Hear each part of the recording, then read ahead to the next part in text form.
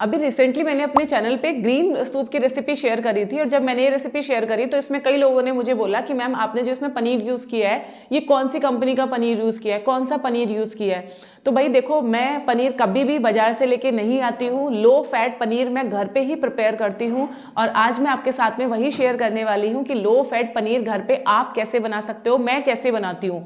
बहुत ही आसान तरीका है, कोई ज़्यादा खर्चा नहीं है, बल्कि बहुत कम पैसों में बहुत आसानी के साथ में आप इस पनीर को तैयार कर सकते हो। आज मैं फिर से अपने लिए यही वाला ग्रीन सूप बना रही हूँ अपने डिनर में। इसके लिए मैंने अभी पनीर प्रिपेयर किया है, तो उस पनीर को मैंने कैसे प्रिपेयर किया ये मैं अभी आपको बताने वाली हूँ। ध्यान से देखते जाना और बिल्कुल इसी तरीके से आपको बना लेना है, आराम से आप भी कर पाओगे। ठीक है, तो चलिए किचन में चलते हैं और देखते हैं ये पनीर हमें कैसे बनाना है।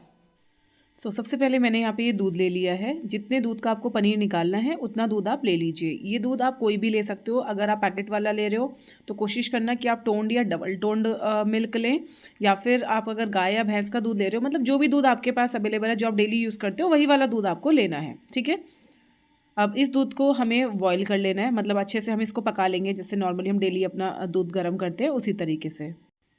ये देखिए दूध, ये अभी देखिए पकने लग रहा है। ये जैसे मैं अभी आपको पनीर बनाना बताऊंगी ना, आप इससे घर में ही लो फैट दही भी बना सकते हैं इसी सेम दूध से। कैसे बनाएंगे वो भी मैं आपको आगे बताऊंगी। तो ये देखिए दूध हमारा अच्छे से पक गया है। एक दो बॉयल आने के बाद आप फ्लेम बंद कर देंगे और दूध को आप ढक के रख देंगे।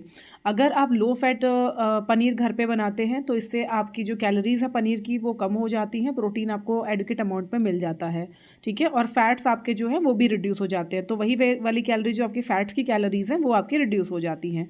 तो अब हम इस दूध को बंद कर देंगे और हम एक जाली से इसको ढक के रख देंगे। करीब 1-1.5 घंटा इसको इस तरह से रखे हुए हो गया है। तो अभी हम इसको क्या करेंगे, जो हमारा ये दूध है इसको हम फ्रिज में रख देंगे। आप इसको 3 से 4 घंटे के लिए मिनिमम फ्रिज पे रखिए, या फिर अगर आपको कल पनीर बनाना है तो आप आज रात को इसको बॉईल करके रख दीजिए, वो सबसे अच्छा होता है। तो मुझे जो पनीर चाहिए वो शाम को चाहिए, तो मैं अभी बज रहा है घड़ी में 11:30 सुबह का है ना, तो अभी मैं इसको रख रही हूँ 4 से 5 घंटे के लिए फ्रिज में, और फिर मैं आपको बताती हूँ कि आगे क्या करना है।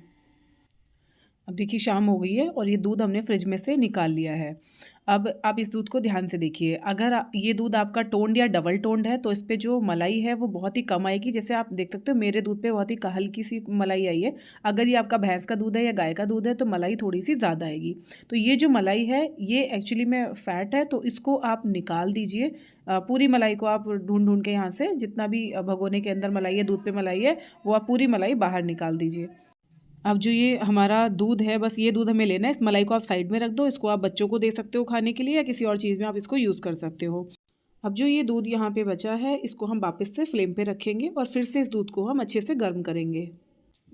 तो ये देखिए दूध हमारा जो है गर्म हो गया है, ऑलमोस्ट ये बॉइलिंग स्टेज में आ गया है। आपको इसको बहुत अच्छे से बॉईल करने की ज़रूरत नहीं है, आपको इसको 80 to 90% अच्छे से गर्म कर लेना है।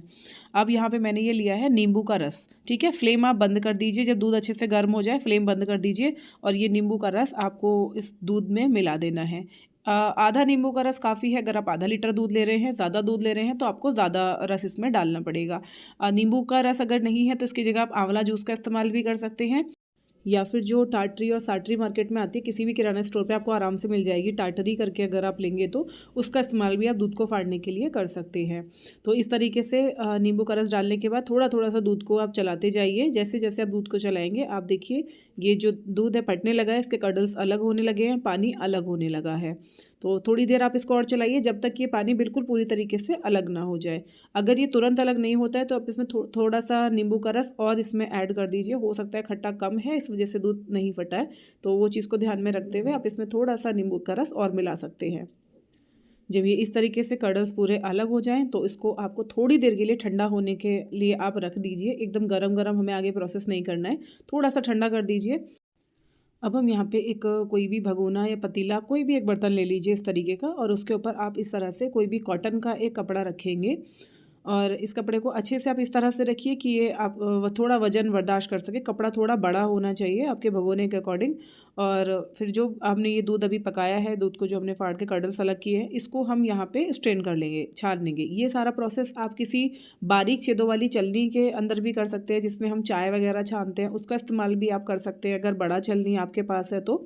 और इस तरीके से पूरा हम ये जो हमारे पास दूध है अभी फटा हुआ, इसको हम पूरा इसके अंदर डालेंगे। जो पानी है वो पूरा नीचे रह जाएगा, जो पनीर है वो आपका इस कपड़े में आ जाएगा। इस तरीके से हल्का सा दबा दबा के इसमें जो एक्स्ट्रा पानी है वो आप निकाल दीजिए और ये आपका जो पनीर है ये आपको मिल जाएगा। जो ये पनीर का पानी नीचे बचा हुआ है इसको भी आपको फेंकना नहीं है, इसको आप दाल बनाने में यूज़ कर सकते हो, सूप में आप इसको डाल सकते हो, या फिर आप इसको आटा लगाने के लिए भी इस्तेमाल कर सकते हो, या आप इसको ऐसे पी भी सकते हो। उसका टेस्ट काफ़ी ठीक ठाक आता है, मतलब ख़राब नहीं लगता है, तो आप इसको पी भी सकते हो। थोड़ी देर के लिए इस तरीके से पूरा एकदम कपड़े को टाइट कर दीजिए ताकि जो भी पानी है इसके अंदर वो पूरा इस तरह से निकल जाए। अगर आप इस तरह से इसको नहीं निचोड़ पा रहे हैं तो आप किसी टैप वगैरह पे इसको टांग के भी इसका पूरा पानी निकाल सकते हैं। ये देखिए जब पूरा पानी इसका निकल जाएगा तो ये देखिए कितना सॉफ्ट एकदम फ्रेश पनीर घर पे बन के ही तैयार है। कोई प्रिजर्वेटिव नहीं है, कोई पाउडर नहीं है, कुछ भी इसमें इस्तेमाल नहीं किया गया है। तो इस तरह से आप बड़े आराम से घर पे ही पनीर प्रिपेयर कर सकते हैं। आगे अपनी हर रेसिपी में आप इसी तरह से पनीर बना के यूज़ कीजिए, आपकी सेहत के लिए बहुत ज़्यादा फायदेमंद होगा। सो फ्रेंड्स, इसी तरीके से अगर आपको ज़्यादा क्वांटिटी में पनीर बनाना है, घर के ज़्यादा लोगों के लिए बनाना है, तो आप ज़्यादा दूध का इस्तेमाल कर लीजिए। कम क्वांटिटी में अगर आपको बनाना है तो इस तरीके से आप थोड़ा सा पनीर भी अपने घर पे बना सकते हो। जितनी आपको क्वांटिटी चाहिए उतना आप बना सकते हो। फ्रेश है, कोई मिलावट नहीं है और आपको ये पता है कि हाँ ये मैंने खुद से प्रिपेयर किया है तो इसमें क्या क्या चीज़ें मैंने मिलाई है, कितनी कैलोरीज हैं। इस तरीके से अगर आप घर पे चीज़ें प्रिपेयर करते हो तो आपको एग्जैक्ट कैलोरीज का पता होता है। वहीं जब आप कोई भी चीज़ मार्केट से लेके आते हो तो आपको कोई आइडिया नहीं होता कि इसमें कितनी कैलोरीज है। आपको ये रेसिपी कैसी लगी कमेंट करके जरूर बताना। कितने लोग पहले से इस तरह से पनीर बना रहे हैं वो भी मुझे कमेंट करके जरूर बताना। तो चलिए मिलते हैं नेक्स्ट किसी वीडियो में, तब तक अपना ध्यान रखिए, खुश रहिए, फिट रहिए। Thank you.